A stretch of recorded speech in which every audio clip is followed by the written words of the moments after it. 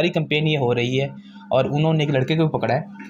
उस लड़के ने बोला है कि जी मैंने इमरान खान की मोहब्बत में, पीटीआई की मोहब्बत में आकर ये सारी ये नाउज़ुबिल्लाह शहीदों को गालियाँ दी हैं और ये किया है वो किया है। अब ज़ाहिर सी बात है कि वो लड़का है, वो तो उसका बचपना है या उसको अकल नहीं है, सेंस नहीं है, तो इस सारे प्रोपेगेंडों को इस इन एंकरों पर थोपना। ये सारे बेसलेस चीज़ें हैं। देखें, ये कुर्बान हुए हैं मुल्क के लिए, ये बेशक शहादा सारे मुल्क के लिए, और सब लोग इनको अप्रिशिएट कर रहे हैं। बेशक। अब जिस दिन से हमारा बेटा शहीद हुआ है, आर्मी ने इसे ऑन किया है और बहुत उन्होंने ख्याल रखा है, तो ये तो सब प्रोपेगेंडा है, इसमें तो कोई ऐसी हकीकत नहीं है। मेरे साथ मोहम्मद जुबैर साहब मौजूद है। मोहम्मद जुबैर साहब पाकिस्तान फर्स्ट के नाम से इनका यूट्यूब चैनल है। आपका मोहम्मद जुबैर साहब बहुत शुक्रिया। आपको याद होगा जिस तरह एक वाकया रूनुमा हुआ, इंतहाई एक अफसोसनाक और रंजीदा कर देने वाला एक वाकया रूनुमा हुआ बलूचिस्तान में, जब सैलाबी सरगर्मियों में इमदादी काम जारी थे। कोर कमांडर क्वेटा समेत जो पाकिस्तान फौज के अफसरान और जवान शहीद हुए। उसके बाद फिर सोशल मीडिया और फिर मीडिया पर, और उसके बाद खास तौर पर सियासी जमातों की जानिब से एक मुहिम चलाई गई। बहुत सारी मुहिम थी, ज़ाहिर है एक दूसरे के खिलाफ भी सियासी मुहिम थी। अच्छा, उस दौरान जो है वो मुख्तलिफ जो शोहदा के लवाहिकीन थे, जो बुरसा थे, उनके बयानात सामने नहीं आ रहे थे, लेकिन सियासी जमातों की तरफ से एक मुहिम जो थी पाक फौज के खिलाफ, या उस इस सारी चीज को लेके जो है वो काफी तूल पर थी। लेकिन आप जो है वो शोहदा की फैमिली से जाके मिले, उनका इंटरव्यू लिया, और मेरे ख्याल में आज मैं देख रहा था कि बहुत सारे जो पाकिस्तानी चैनल है, न्यूज चैनल है और मुख्तलिफ वेबसाइट ने भी आपके उस इंटरव्यू को जो है वो नशर किया, खबर चलाई। तो आप कौन से शहीद के घर गए थे, क्या रिस्पांस मिला? क्या उन्होंने साबिक वजीर आजम इमरान खान साहब को और सदर पाकिस्तान आरिफ अलवी को रोका था या नहीं रोका था? क्या ऑफ द रिकॉर्ड और क्या कैमरे के सामने बात हुई थी आपकी? शाहिद भाई, पहले तो आपका बड़ा शुक्रिया कि आपने मेरा इंटरव्यू लिया। सर, जब मैं गया जनाजे के टाइम, जब मैं जनाजा पढ़ने पहले गया तो वहाँ पे काफ़ी रश था। तो इतना रश था तो वहाँ समझ नहीं आ रही थी कि कौन शहीद का, ये बंदा किसका वारिस है, किसका नहीं है। तो वहाँ पे वज़ीर आला महमूद खान भी आए हुए थे पीटीआई के, असद उमर भी आए, फवाद चौधरी भी आए, मतलब सारे पीटीआई के काफ़ी मेन वहाँ पे थे लीडरान। तो जब शाम को मैं घर में आया तो एक प्रोपेगेंडा शुरू हो गया। 2 ट्वीट्स उठाए गए, किसी एक 17 साल का नौजवान लड़का था, ठीक है? उसको अब सलीम साफ़ी ने और अंसार अब्बासी ने उसको ख़ास तौर पर मेंशन किया कि जनाब ये देखें जी, ये सिखाया है इमरान खान ने पाकिस्तान की यूथ को और ख़राब कर दिया, बर्बाद कर दिया, वो तो शहीदों को नहीं छोड़ रहे। अब मैं बड़ा हैरान परेशान हूँ कि यार मैं तो खुद जनाज़ा पढ़ के आया हूँ वहाँ तो ऐसी कोई बात हुई नहीं है कि एहतजाज के सदर पाकिस्तान इसलिए नहीं आए कि एहतजाज का उनका मूड था। तो मैं बड़ा हैरान परेशान कि ऐसा हो नहीं सकता। तो इसलिए जो मेजर तलहा शहीद साहब थे रहमतुल्लाह अलैह, जो कि पायलट थे जहाज़ के, तो उनका घर है यहाँ पे बहरी टाउन फेज़ 7 में।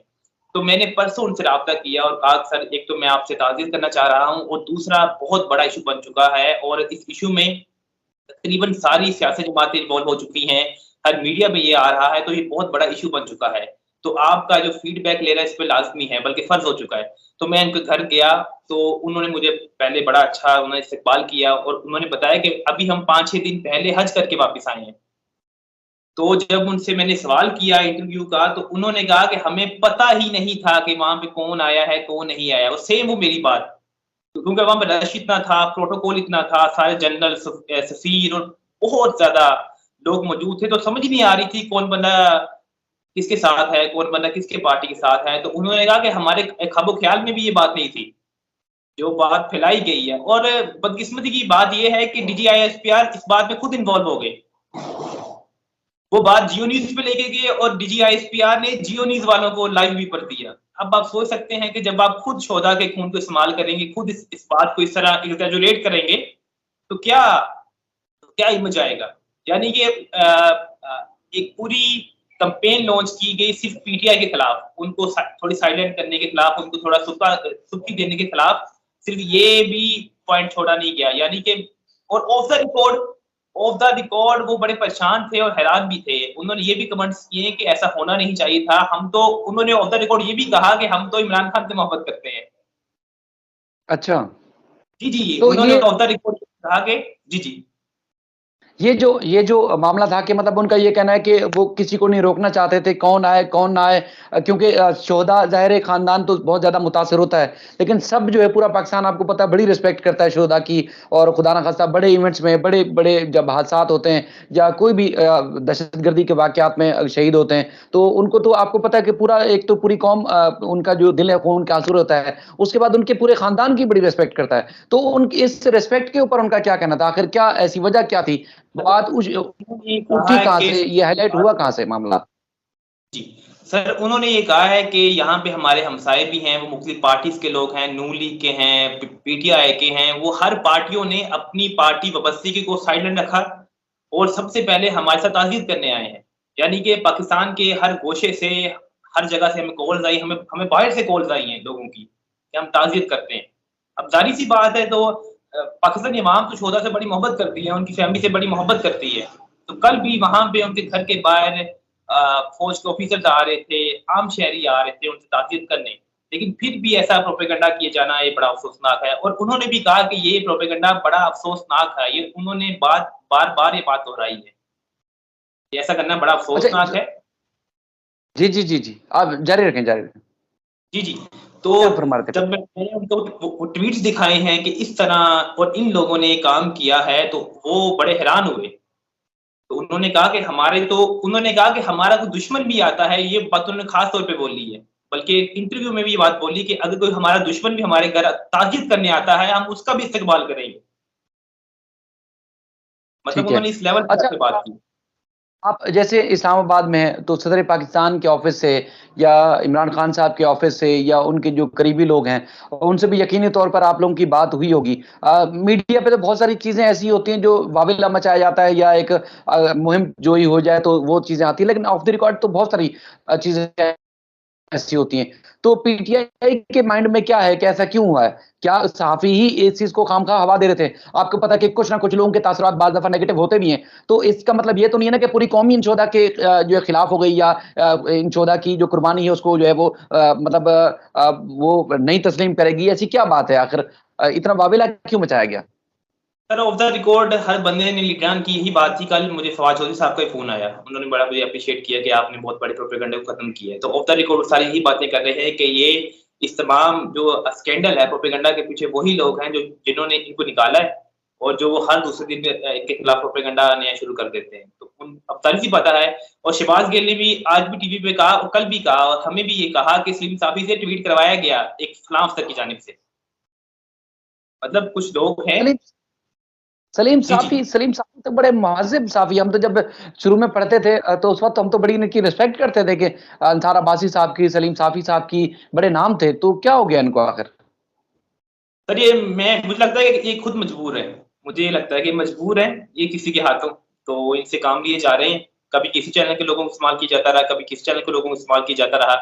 अब ज़ाहिर-सी बात है, जियो न्यूज़ सबसे बड़ा क्या नाम है प्रोपेगेंडा एक्सपर्ट है पीटीआई के खिलाफ। तो ज़ाहिर-सी बात है, तो जियो न्यूज़ को इस्तेमाल किया जा रहा है, उसके साथी को इस्तेमाल किया जा रहा है। और आप देखें कि ट्विटर पे जितने भी ट्वीट्स किए गए हैं मुखालिफाना इस प्रोपेगेंडा को जिन्होंने तक़वियत दी है, वो डॉन न्यूज़ के हैं या दी न्यूज़ के हैं या जंग अखबार के हैं या जियो न्यूज़ के हैं। मतलब यानी कि वही लोग हैं जिनको पीछे से धमकी दी जाती है कि आप ये काम करें, परेशान ना हो।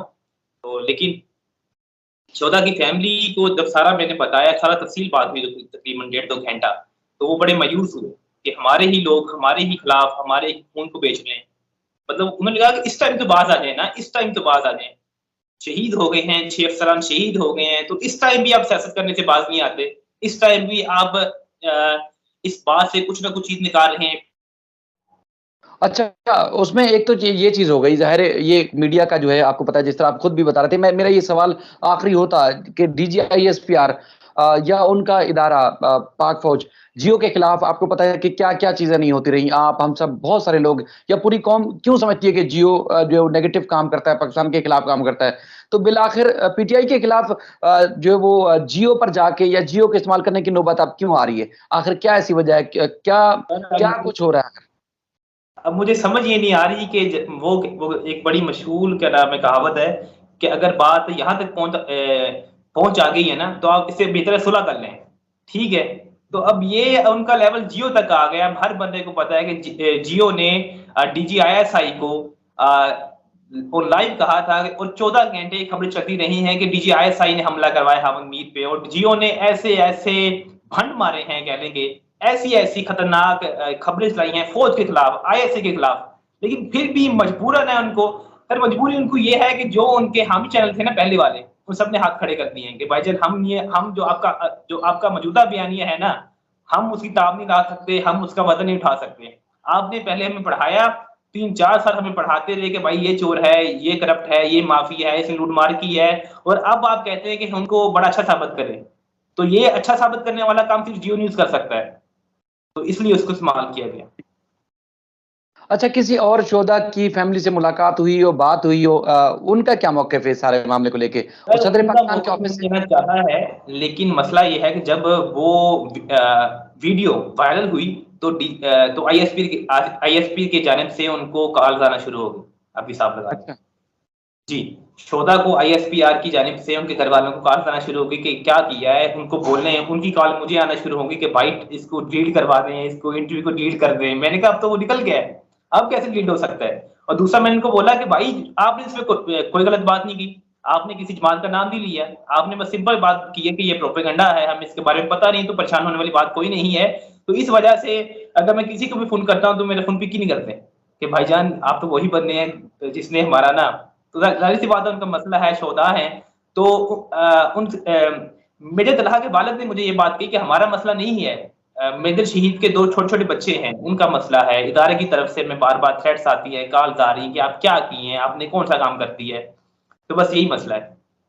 ज़ुबैर भाई, वैसे बड़ा अफ़सोस होता है कि जब हम पढ़ रहे थे, आप भी ज़ाहिर है एक बड़ा, हमारा तो मतलब एक ज़ाहिर है ऐसा इदारा है, हम तो समझते हैं कि यही कुछ है, मतलब निजात दिंदा जिसको कहते हैं कि हर बुरे वक़्त में, हर अच्छे वक़्त में वो पाकिस्तान फ़ौज और अवाम जो है साथ खड़ी होती है। लेकिन कुछ ऐसे अनासिर ज़ाहिर है जब उस इदारे को ही इस्तेमाल करना शुरू कर देंगे, तो फिर क्या करें? यकीन माने, मैंने बाद दफ़ा आप काफ़ी अरसे से देख रहे होंगे, मैं जो लोकल इश्यूज़ हैं, अवामी जो एक छोटे-छोटे इश्यूज़ हैं, मैं उनको हाइलाइट कर रहा हूँ। मैंने इन इश्यूज़ के ऊपर बात करना ही छोड़ दी कि यार मतलब किसी के ऊपर बात हो जाती है, जैसे आपको ज़ाहिर है अब उन शोधा के ख़ानदान को जब फ़ोन जाना शुरू हो गए, तो यकीनी तौर पर आपके पास भी कॉल्स आना शुरू हो जाएँगी कि आप इतनी सच्ची बात क्यों कर रहे हैं, लोगों को क्यों बता रहे हैं? यहाँ तो आपको पता है कि अंधेरे में रख के तीर चलाया जाता है ना, लोगों को बेवकूफ़ बनाया जाता है। अगर आप सच्ची बात सामने लाएँगे तो आपकी ज़िंदगी में खतरात होंगे, आपके मुस्तकबिल को नुकसान पहुँचाया जाएगा। शोधा के, आप देखें, शोधा के लवाहिकीन खुद बता रहे हैं कि उनके बच्चों का फ्यूचर खराब हो सकता है, और जिन लोगों ने जो रिटायर जो अफ़सरान थे, जिन लोगों ने सच के लिए आवाज़ उठाई, उनके देखें उनका पेंशन बंद कर दी गई, उनकी मराद बंद कर दी गई। तो मतलब क्या बनेगा? हम तो बड़े हैरान होते हैं इस चीज़ को लेके। सर ये कुछ लोगों के दिल मैं कहता हूँ कि मुकम्मल स्याह हो चुके हैं, तो उनको रोशनी नज़र नहीं आ रही। तो अगर वो सच को देखते भी हैं तो उनको मतलब इतने अंधे हो चुके हैं कि उनको सच को झूठ ही लगता है। तो इसलिए जो उनके मन में आता है, जो उनके दिल में आता है, तो वही उसका प्रोपेगेंडा कर रहे हैं और अपने नफ्स की क्या नाम है, पूजा कर रहे हैं। नाम लेते हैं खुदा का, हैं वो हाजी साहब और हज करके भी आए हैं ये इस बार, लेकिन वो अपने नफ्स की पूजा करते हैं, वो अपने नफ्स के गिर्द तवाफ करते हैं। तो उनका ये हाल बन चुका है। सिर्फ 2-3 या 5-6 लोगों की वजह से पूरे पाकिस्तान का बेड़ा गर्क कर दिया गया है। ये हाल है। बस अफ़सोसनाक सूरत हाल है। वैसे बचपन में हम जो ज़्यादा वसूख से जो झूठ बोलता था या वसूख से जो गलत काम करता था, उसका नाम ऑटोमेटिकली हाजी साहब ही पक जाता था, बन जाता था। हम तो ये सुनते थे, शायद आपने भी सुना होगा। जो सबसे ज़्यादा बिल्कुल, खतरनाक आदमी होता था तो कहते थे जी ये हाजी साहब है ये, और भले उसने हज किया हुआ या नहीं किया हुआ। तो बहरहाल अल्लाह हिदायत दे, अल्लाह ताला आप सबकी हिफाज़त फरमाए, अल्लाह ताला जो शोहदा हैं यकीनी तौर पर अल्लाह ताला उनके दर्जात बुलंद करे, और ज़ाहिर है यही हमारा फ़ख्र है और यही हमारा असासा है। और इसी कौम ने शोहदा के साथ रहना है और पाक फ़ौज के साथ रहना है, और पाक फ़ौज ने अपनी कौम के साथ रहना है, और इंशाअल्लाह मुल्क जो ताहयात कायम व दायम रहेगा। आपने अपना कीमती वक़्त दिया, उसके लिए बहुत शुक्रिया। थैंक यू सर, अल्लाह हाफ़िज़।